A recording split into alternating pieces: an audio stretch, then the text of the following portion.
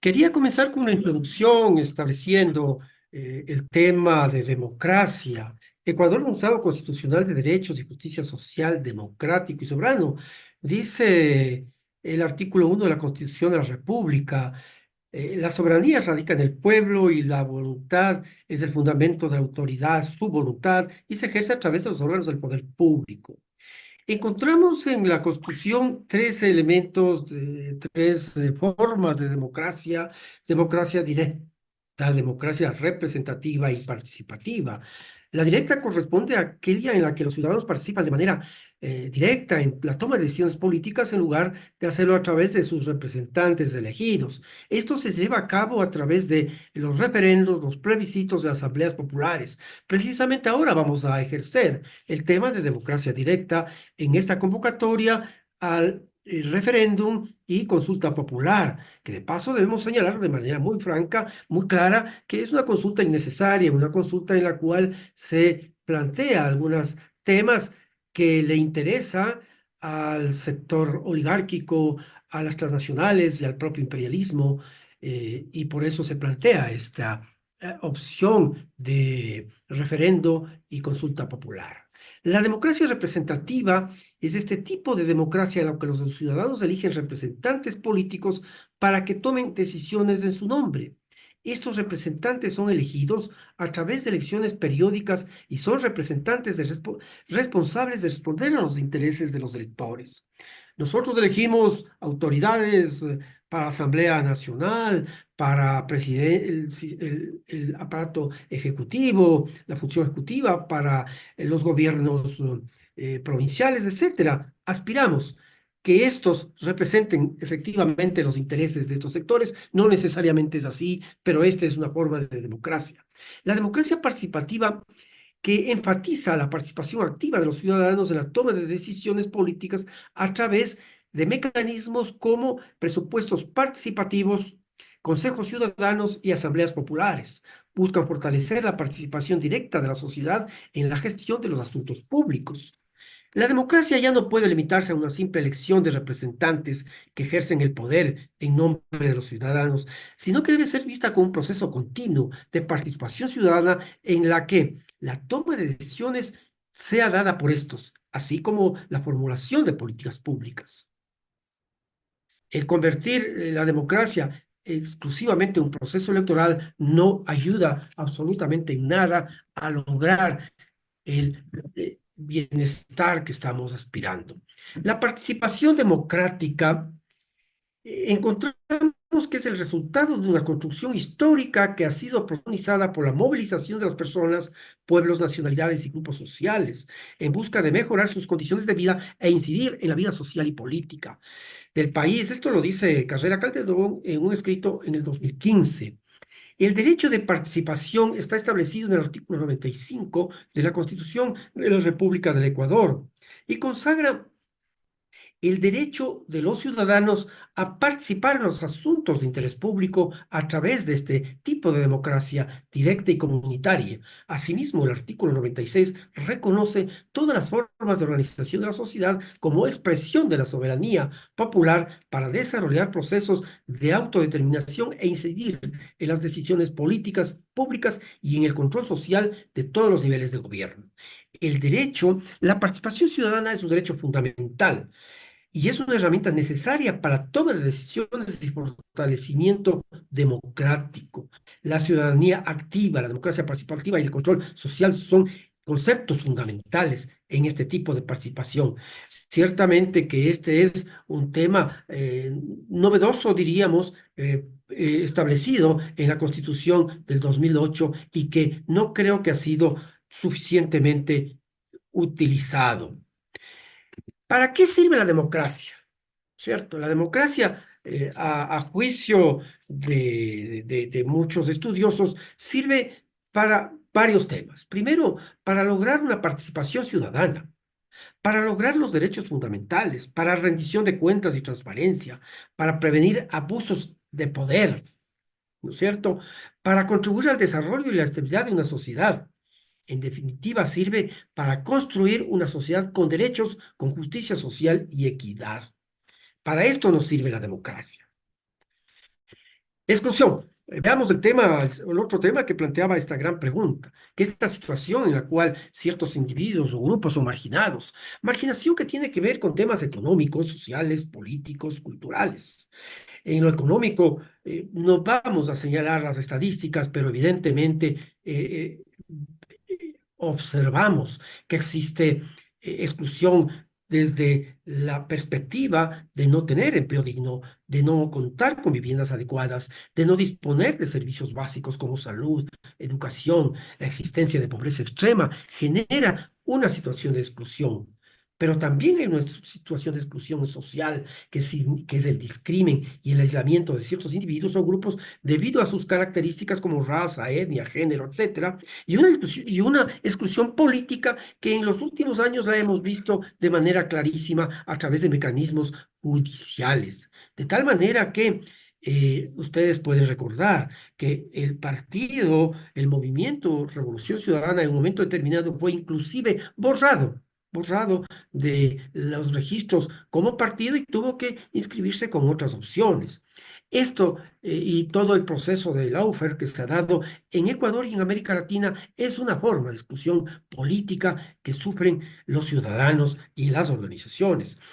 Una exclusión que me parece sustantivamente relevante, importante, que no la tomamos muy en cuenta siempre, es aquella que tiene que ver con la exclusión cultural, esta marginación de las prácticas culturales, a las identidades, a las lenguas, a las formas de pensar de los grupos.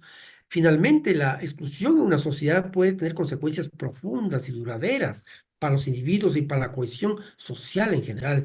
Puede contribuir a la desigualdad, a la injusticia y a la falta de oportunidades a aquellos que están excluidos. Ahora, esto no puede excluirse, este análisis, no puede estar separado de las visiones políticas y económicas que tenemos de la sociedad. Una visión que se plantea como el liberalismo, como el neoliberalismo, etcétera, la imposición del capitalismo en nuestros países y una visión que plantea el socialismo. Ciertamente que no creo que existen gobiernos puros, libertarios o socialistas. Existen una suerte de gama, una suerte de tintes en cada uno de los estados. El liberalismo enfatiza la limitación del poder del Estado, la promoción de las libertades individuales, aboga por un Estado mínimo que concentre en proteger derechos de propiedad, la seguridad pública, el libre mercado, y se enfatiza en el tema del éxito individual, la competencia, la libertad individual, la economía de mercado. En tanto que el socialismo plantea como énfasis el ser humano, la justicia ambiental, el estado de bienestar, los servicios públicos universales, la participación popular y la democracia directa. Estas son las visiones políticas que deben ser tomadas en cuenta el momento que nosotros analicemos democracia y analicemos exclusión. Ciertamente que hay una sociedad desigual. Este es un punto medular de esta charla. Y esta desigualdad que se da por la imposición de políticas económicas, por la imposición, alguien se plantea, ¿es inevitable? ¿Es connatural? Así debe ser. Debemos desarrollar un conjunto de imploraciones, de ruegos para que esta sociedad desigual sea superada. Sociedad desigual que genera desigualdades económicas, pobreza, desigualdad de oportunidades, brechas de género y discriminación, desigualdad en acceso de salud, de educación, etcétera, desigualdad en la participación política. Y entonces aquí tenemos un elemento fundamental para tomar en consideración la pregunta que nos planteamos al principio, ¿no es cierto? ¿Cómo es la lucha por los derechos en una sociedad desigual? Aquí está el derecho a resistencia. Hoy estuvieron algunos ciudadanos en las afueras del Ministerio de Ambiente haciendo una reclamación, ejerciendo el artículo 98 de la Constitución de la República de Ecuador, que es: nosotros nos oponemos a estas decisiones que tienen, que es militarizar sectores sociales para facilitar la explotación minera. Frente a eso, el gobierno lo que ha planteado es represión, miedo y obviamente los grandes medios de comunicación dirán que un grupo de insatisfechos, un grupo de ciudadanos, un grupo de inconformes estuvieron alrededor del ministerio. Pero, ¿qué dice el artículo 98? Los individuos y colectivos podrán ejercer el derecho a la resistencia frente a acciones u omisiones del poder público. Resistencia frente a acciones u omisiones que vulneren o puedan vulnerar sus derechos constitucionales y demandar el reconocimiento de nuevos derechos. Esta es la resistencia popular. Creo que voy en el tiempo bien, Pedro. Cuando usted estime que estoy en el límite, simplemente le ruego decírmelo. Pero ahora quiero entrar a cómo debería ser la lucha por los derechos de una sociedad desigual. Hemos revisado el tema de democracia, hemos revisado los tipos de democracia existentes, hemos señalado los procesos, la desigualdad que hay en la sociedad, hemos señalado algunos temas de carácter ideológico, político y económico, y ahora ¿cómo nos planteamos como sueño que deberíamos luchar por nuestros derechos en esta sociedad desigual? Lo primer elemento, a mi juicio, es la ruptura del pensamiento neoliberal. Ruptura del pensamiento liberal, neoliberal, que está sustentado por la acción del poder, por la acción de los medios de comunicación, por la acción de estos instrumentos de miedo, de terror, por esta circunstancia en la que vive el país de un narcoestado. Esto es lo que debe generar una ruptura del pensamiento en el que nos planteamos un estado mínimo, es simplemente una economía de mercado, que la propiedad privada, el éxito individual, la competencia, la libertad individual son los paradigmas que deben sostener esta sociedad. Por lo tanto, el primer elemento que nos planteamos para una lucha en esta sociedad desigual es que las organizaciones sociales, los sectores políticos se planteen una ruptura del pensamiento neoliberal. Ruptura que simplifique, que significa, en el caso, veamos, eh, Brasil, veamos Argentina. En Brasil gana una opción neoliberal clásica, ¿no es cierto? Una opción libertaria con visos neofascistas. Y entonces, ¿cuál es la opción del Partido de los Trabajadores? ¿Cuál es la opción de todo este sector que está con Lula, el Partido Comunista y otros sectores? La opción es generar gobernabilidad con el gobierno de Bolsonaro. La opción es generar un proceso de acuerdo legislativo para que Bolsonaro funcione adecuadamente e imponga el pensamiento neoliberal. O la opción es romper con esta opción política y económica. ¿Qué sucede en Argentina? Gana un libertario que rompe los paradigmas que se tenían hasta este momento. Un libertario que tiene unas poses absolutamente neofascistas y unas poses que levantan estas tesis de economía de mercado, de propiedad privada, de éxito individual, etcétera. ¿Y cuál es la opción de quienes están en contra de esta postura? ¿Será la opción ligarse a a ese gobierno para generar gobernabilidad? ¿Será la opción ligarse en la Asamblea con un mensaje en el Congreso que tiene este país para posibilitar el triunfo de las tesis neoliberales? ¿O será generar una ruptura de ese pensamiento?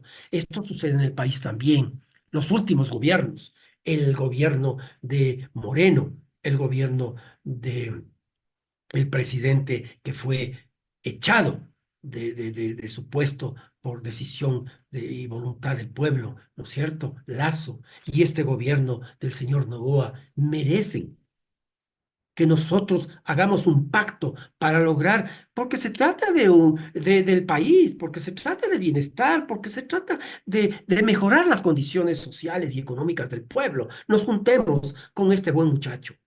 ¿Esta será ese pensamiento? No. Yo personalmente creo que es la ruptura de esta opción neoliberal. Luego necesitamos identificar de manera clara cuál es nuestro oponente. Nuestro oponente son los sectores de izquierda. Nuestros oponentes son los grupos sociales democráticos, nuestros oponentes son aquellos que han impulsado gobiernos de servicio al pueblo, gobiernos con errores, con profundos errores, con dificultades. ¿Esos son nuestros oponentes? No, de ninguna manera. Por eso es que nos planteamos la necesidad de reconocer que quienes están en contra de las opciones populares son el imperialismo, por un lado, que es este modo de acumulación hiperconcentrado a través de las corporaciones multinacionales, articulado con el sistema financiero internacional y nacional, globalizado y urgido por destruir para reemplazar el capital más aceleradamente. Pero también son los grupos de poder, los financieros, los exportadores, los importadores, los inmobiliarios, los mediáticos. Estos son con quienes vamos a generar una lucha democrática hasta este momento, una lucha democrática, pero contra ellos es que vamos a ir. Pero también tenemos necesariamente que identificar nuestros propios intereses. Nuestros intereses están alrededor del ser humano, de la justicia ambiental, del estado de bienestar, de la participación popular, de los derechos. Mientras que los intereses de estos grupos de poder están en la renta, en la ganancia, en la libertad individual, en la desregularización. Por lo tanto, vemos clarísimamente que hay necesidad de visualizar los proyectos de país que se dan en los procesos electorales, ¿no es cierto? Que se dan opciones, una opción neoliberal y una opción socialista. Esto es lo que tenemos que revisar. Yo quiero quedarme hasta ahí para en una siguiente intervención precisar un elemento que me parece que es ya pragmático, que son los ejes de lucha por los derechos. Muchas gracias. Muchísimas gracias, Jorge. Quisiera indicarle una cosita. Me piden que por favor, si usted podría regular la intensidad de su luz, de la luz que tiene usted, porque al final, ¿no es cierto?, le causa un poco de brillo y no permite que la grabación sea adecuada como ¿Ya? tal. Ya. Y lo otro, compañeros, me acaban de llamar la asesora de la asambleísta Jairén Noriega y me dice, ¿no es cierto?, que se le ha presentado un problema de último momento y que no va a poder conectarse. Debo aquí señalar, compañeros, con mucho dolor, un reclamo muy formal. Nosotros organizamos estos eventos con mucho tiempo, estamos coordinando todo el momento. Hoy se nos ha confirmado la presencia del asambleísta y sin embargo, ¿no es cierto?, no se lo hace esto. Entonces, yo creo que lejos de que ella concurra o no al evento, creo que es un acto, ¿no es cierto?, de indelicadeza frente a la militancia y de indelicadeza frente a un acto de responsabilidad y de rendición de cuentas frente a gente que también da su tiempo para poderles escuchar.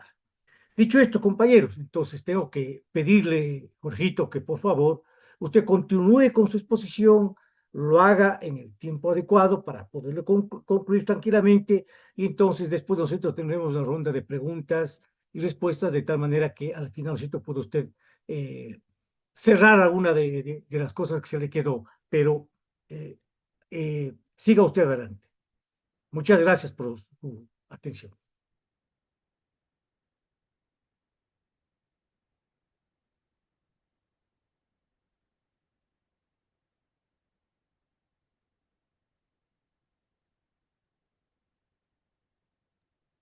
Está el audio silenciado. ¿Está sin audio, Jorge? Ahí estoy. Ya. Ahí estamos viendo, ¿cierto? Entonces Sí. decía que el resultado final de esta lucha por los derechos de una sociedad desigual tiene que ver con la generación de conciencias de clase, de conciencia de clase. Conciencia de clase que nos va a ser muy importante, muy relevante para el desarrollo de esta lucha por derechos en esta sociedad desigual. ¿Y cuáles son los ejes de esta lucha? A mi juicio, son tres. El primer elemento tiene que ver con un proceso de unidad de todos los sectores democráticos, progresistas, de izquierda en el país. Hemos escuchado en los diferentes momentos que ha tenido esta plataforma, en los que yo he asistido, con diferentes participaciones. Todos nos reclamamos unidad. Pero esta unidad tiene que ver primero con acciones muy concretas. Unidad que signifique la preocupación por los problemas concretos en los que estamos viviendo. Unidad no significa solamente organización para el proceso electoral. Unidad no solo significa organización de el aparato burocrático para alcanzar el poder.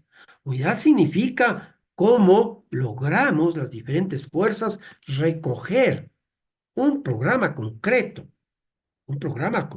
unos objetivos concretos, un programa de gobierno que nos permita alcanzar el poder.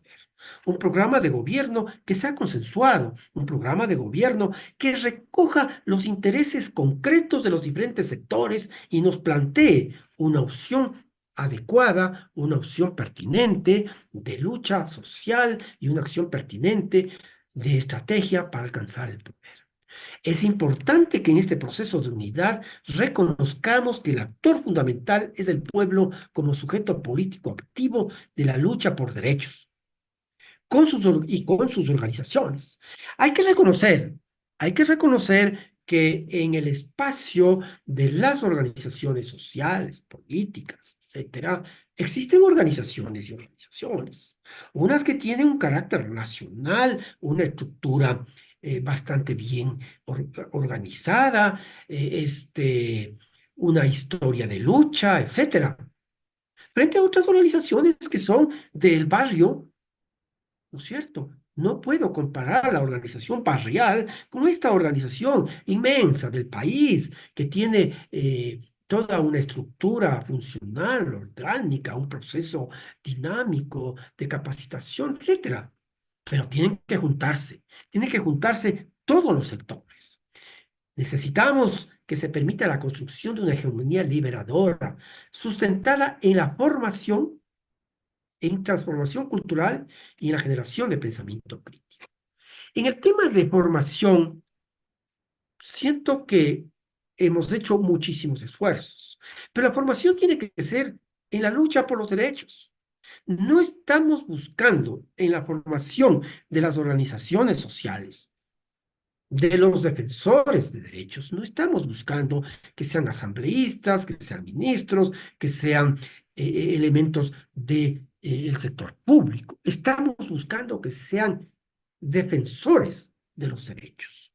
Hace unos días, un familiar, una niña, le piden en el colegio un trabajo. Dice, hable sobre el derecho a la vivienda. Y sí, podemos hacer un estudio de cuántas viviendas existen, de qué tipos de viviendas existen, de cómo debería desarrollarse el plan habitacional, etcétera.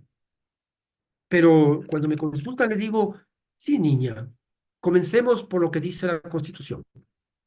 ¿Qué dice? Dice que la vivienda es un derecho. Veamos qué dicen los organismos internacionales. Los organismos internacionales, la ONU y otros, dicen que es un derecho fundamental del ser humano.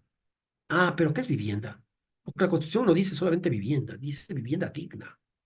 Y entonces vivienda digna es con servicios básicos, agua, luz, servicios sanitarios, con posibilidades de recreación de quienes están en ese sector, etcétera.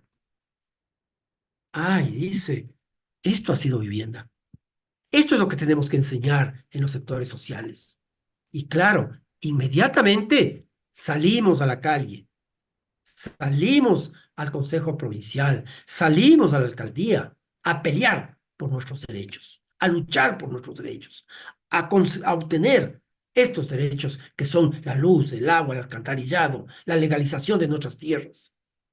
Porque no estamos, reitero, formando asambleístas ni másters ni académicos. Estamos formando en derechos, estamos formando en la lucha social. Por lo tanto, me he separado un poco del tema de la unidad, pero era importante señalar este tema de la formación. ¿Cuál es el espíritu de la misma? El segundo elemento tiene que ver con la organización. Organización que significa plantearse claramente cuáles son los objetivos, plantearse una forma de cómo atender cómo reconocer estos derechos, cómo establecer el diagnóstico de quienes están oponiéndose a esto, quienes están a favor de lo mismo, cómo esta comunidad sale a defender estos derechos, cómo esta comunidad organiza sus acciones en la vida diaria. ¿No es cierto? Este espacio de organización es altamente importante. Espacio de organización que significa, vemos el tema, formación, que significa comunicación, que significa formación, educación, que significa responsabilidades, que significa acciones concretas que van a desarrollarse, que significa evaluación. Pensar que simplemente es ponernos en firmes, mi capitán, para nada. Fundamentalmente plantearse una opción concreta de trabajo. Y el trabajo se lo hace desde la formación, la comunicación. Y en esto quiero alertar en este espacio a la necesidad de profundizar en los sistemas de comunicación que deberíamos tener los sectores sociales. Yo creo que es momento de que inauguremos una, dos, tres, cuatro opciones alternativas de comunicación con nuestros recursos. Si logramos consolidar aportes ciudadanos para lograr tener opciones de comunicación que rompan contra la hegemonía de la comunicación que tienen los grandes medios, este sería un mecanismo que nos permitiría generar un proceso de lucha. Y obviamente, esto no puede quedarse en las cuatro paredes. Esto debe de permitirnos la movilización, esto debe permitirnos la expresión en las calles, en los espacios legales, en los espacios ciudadanos, en los espacios legislativos, en los espacios judiciales, que nos permitan decirle, esto es lo que nosotros estamos buscando, esto es lo que queremos, sobre esto es lo que estamos trabajando, porque de lo contrario significará una linda tesis de trabajo, pero no precisamente una forma de lucha por nuestros derechos. Todo esto para que podrían ver, pero nos preguntamos, para buscar la equidad, la justicia, los derechos para la sociedad. Quiero finalizar esta parte con el señalamiento que he venido diciendo a lo largo de esta intervención. La lucha electoral es importante en el ejercicio democrático, pero no puede ser la única alternativa del ejercicio político y de la lucha por derechos. Tampoco puede ser la defensa de intereses particulares y de grupo, porque ahí simplemente nos convertimos en una lucha aislada, en una lucha que no trasciende. La lucha de los compañeros, con todo el respeto de las compañeras féminas, no es solamente de ellas, es por este conjunto de temas. Ponen énfasis en ese tema aquellas que están luchando en esa área. La lucha que hacen los compañeros del sector petrolero por la defensa de los recursos naturales no puede ser circunscrita solamente a la lucha por la defensa de los derechos naturales. Tiene que ampliarse a la lucha general del pueblo ecuatoriano, ¿no es cierto? Y solamente ahí logramos que ésta se transforme verdaderamente en un espacio en el cual logramos lo que nos planteamos al principio. Lucha por los derechos en una sociedad desigual, en la cual todos contribuimos desde la unidad, la organización y la movilización para alcanzar lo que estamos señalando. Gracias, Pedro.